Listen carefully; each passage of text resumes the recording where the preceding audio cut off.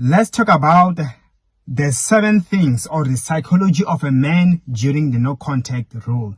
Number 1 is reflection, emotions and reflections, where they get to check what was really going on in or after the breakup, in the relationship or after the breakup. So during the no contact, one of the things that can be going on in a man's mind is that they begin to look at everything that took place, how it all began, where it went wrong, and what they could have done differently. Hence, in that point, they will be processing all those things.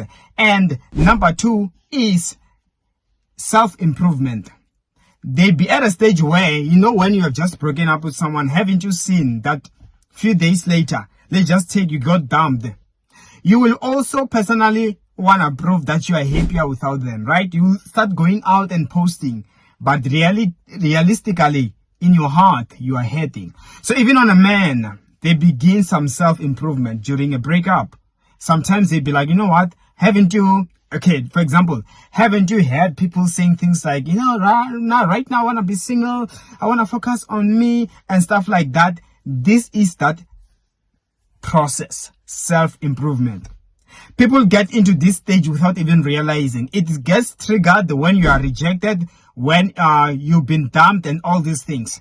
You begin to want to improve yourself. You begin to want to prove that you can be happier even without that person. So what goes on in a man is things like that. Sometimes you will feel like, maybe it's because I don't have money. I want to start having money and show it. I want to buy a car and show it. All these type of things, but the bottom line, they all amount into some sort of a self-improvement.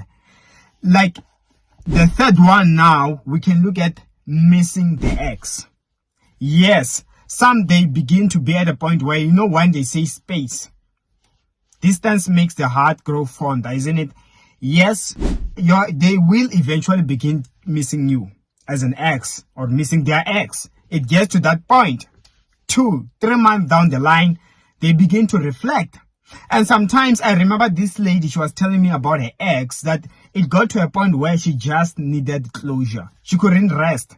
Some they miss their ex, some they want closure, they want to talk. Why did you dump me? Why did you let me go? Why did we do this? Where it all went wrong? Or maybe if they were the one on the wrong, they would want to apologize. But the bottom line is it all goes back into missing an ex, wanting to communicate, wanting to check up, wanting to find out what actually could be going on in their life without them. And the fourth one is clarifying their needs and boundaries. Okay? Clarifying the needs and boundaries. Where they get to a point where they get to sit down. A man will get to a point where they be, what is it that in a relationship they really, really want? And what is it that they can compromise on? Compromising, in fact, I also learned it with myself. It got to a point where if I would realize that I don't last in relationships, one time I would sit down and think about it. I'd be like, okay. I never last. What is the problem? And I got to realize I give up too easily. Then I'll be like, you know what? Let me now, from now on, learn to fight for a relationship. Back then, a woman does one small thing, she's done. She's not the one. She's out. But I learned that normally relationships which last are those that people will fight and still make things up. You don't just have to break up. So also, that's what comes into a man. They will realize that, this I can never compromise on. But is this other thing a big deal? Can't I live? Can't we work? Can't we talk? And that is when they will realize what they really want. They will set their boundaries and as well as clarity of what they really want. And they'll be like, next time, this is how it's going to be. Or if it's an ex, they will feel like getting back together with an ex, given that next time or this time around, this second time around, they are doing things differently. And the fifth one is processing their feelings. That is when they get to that point of, okay. It is all over. We are done or we're not talking. But did I really love this person? How attached I was?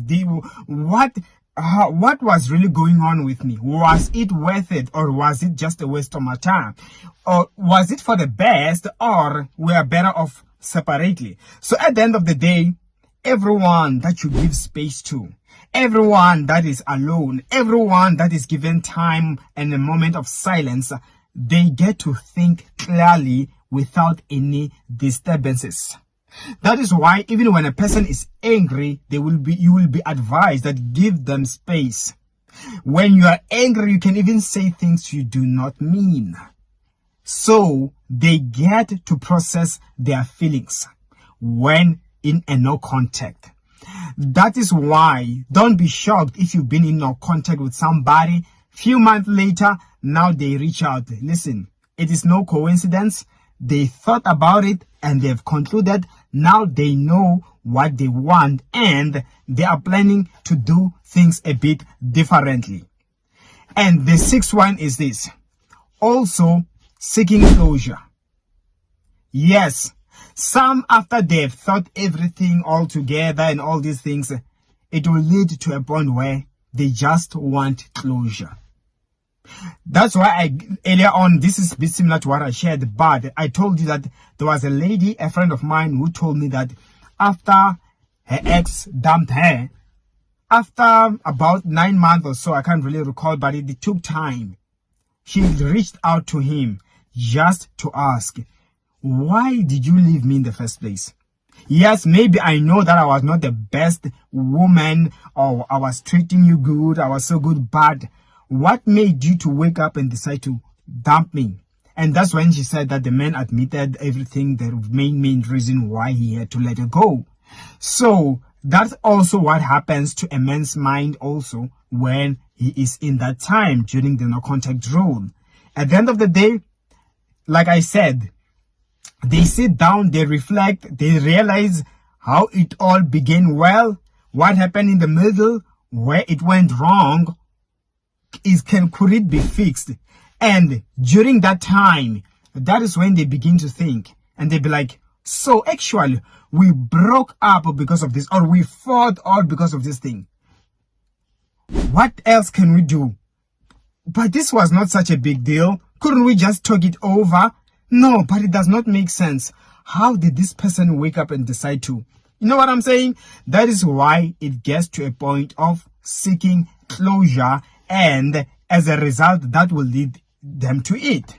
And now the seventh one is moving on.